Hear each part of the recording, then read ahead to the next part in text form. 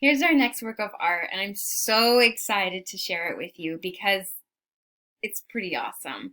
Also, it's very common to see this artwork played up in memes and in pop culture. So if you know about it after taking this class and you see it out in the world, you're going to be like, oh, Ms. Cortez, thank you so much. So let's look at it. This is by Jan van Eyck, yes, and the title, it has various names, but the two that I'm going to give you are Giovanni Arnolfini and his bride. It's also referred to as the Arnolfini portrait. Another is the Arnolfini wedding portrait. These various titles are because we are not quite sure what is going on here. Huh? Yeah. So, art historians, we love to have an answer for everything, but we are not positive as to what is happening in this painting. So you and me together, we're going to look at the various elements. We're going to talk about how it's characteristic of the Renaissance, and then we're going to try to figure out a possible reason or function of this artwork. Because remember, during the Renaissance, artists are not the ones that is defining the artworks. It's who's paying for it. And what we do know is that this man in brown, he is paying for this artwork. His name is Giovanni Arnolfini. And what we're going to do is try to figure out, what does Giovanni Arnolfini want from this painting by Jan van Eyck? So what we see here, Giovanni Arnolfini, he's an Italian cloth merchant and international banker who has been sent up to Bruges, the city of Bruges, to sell cloth to the Burgundian court, to the Duke of Burgundy and all of his fancy courtiers. As a textile merchant, he specializes in silks and art textiles. And we know that this is Giovanni Arnolfini because we have documentation of him leaving Lucca and traveling up to Bruges. So Giovanni Arnolfini is an Italian from Lucca who is sent as an international banker and merchant to the city of Bruges. We know that this is Giovanni Arnolfini also because there's another portrait of him also done by Jan van Eyck about 4 years later. And so this one has been clearly identified as portrait of Giovanni Arnolfini, and you can see the resemblance there.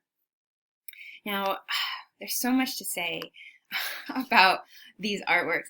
I will just say about this one that we're looking at below. We see Giovanni, and he is placed on a flat black background. It's very typical or a characteristic of the Northern Renaissance. And so we see him on this flat black background. He's wearing this gorgeous green jacket with these fur-lined collar and cuffs. And then he's got this fabric on his head. What this is a typical hat or garment that men would wear. And it has these longer flaps down the side, and it would be used for when you're out in the hot sun to keep the sun away from your eyes, a form of sunscreen as well to give you shade and so you don't burn your skin. And then in the winter months you could wrap it around and it becomes a scarf or a shawl in the rain. And then oftentimes to get this fabric off of your shoulders, you would then tuck it up into the headpiece. And so that's what we're seeing in this. It kind of looks and is often referred to as a turban. It's actually called a chaperon, and it's where we get the French word chapeau for a hat. Okay, I know I'm talking about history of fashion. If you want to know more about the history of fashion, email me, send me a message. We can totally geek out about that. So we know that this is Giovanni. Here's a portrait done by Jan van Eyck 4 years later. Same looking guy. But what we don't know is who this woman is. Now you might be thinking, it's probably his wife, Miss Cortez. Duh. Okay. It's a safe assumption. But what we know is that Giovanni Arnolfini married a woman named Costanza Trenta.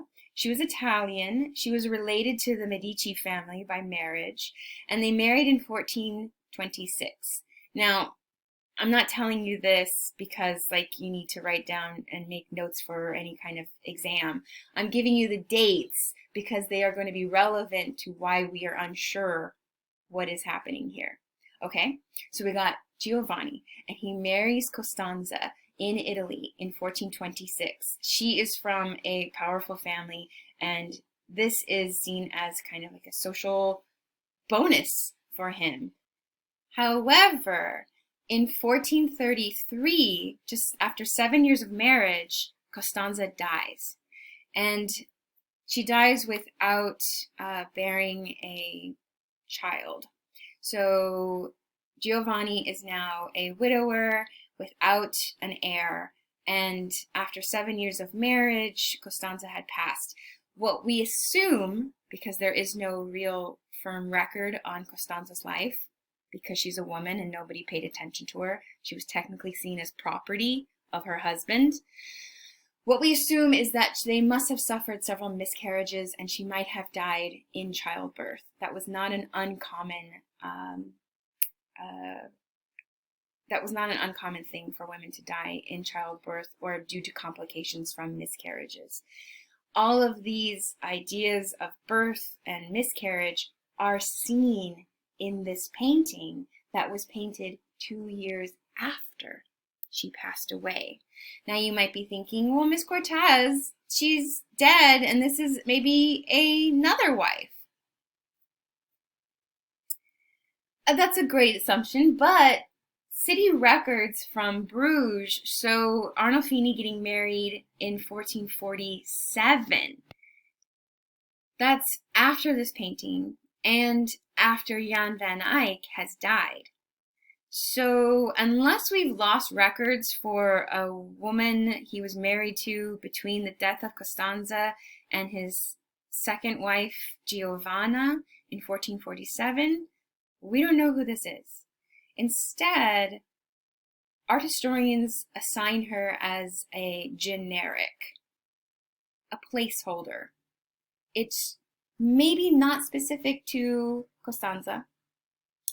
It's maybe an idea of woman, wife, element of my property. Why? Okay, because we're going to walk around the room. So let's set that up first. Another assumption that many make is that she is pregnant. If you look at the placement of her belly or hand over her belly, we do see this bulge. Now, this can be interpreted in a couple ways. First, we might think, oh, she's pregnant and she's got this belly that she's holding on to, and Costanza might have died in childbirth or due to complications from a miscarriage. So maybe this is a painting of Costanza and their unborn child, perhaps. However, this dress she is wearing is of the latest high fashion. This is haute couture, and the style requires a lot of material to be used to make the skirt. And the way that a woman who wore this type of dress would move was she had to tuck up the fabric in the front in order to walk forward. And that's what we see here. We see these folds and folds of fabric. Okay, here's another detail. That's all her skirt that has to be tucked up. And you can see her underskirt here, this beautiful cornflower blue. So is she simply just holding up the hem of her skirt so that she can move?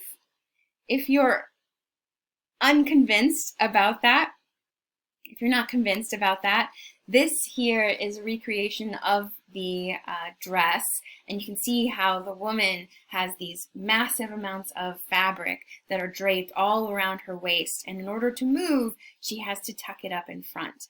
So is this a woman who is pregnant, has a swollen belly, or is this simply the way that a woman of high fashion would hold her gown while she's moving around? We don't know, but keep that to the side because we're going to look through the artwork at these various elements And we're going to try to figure out together what you think the purpose or the function of this artwork is. So we have our woman, and we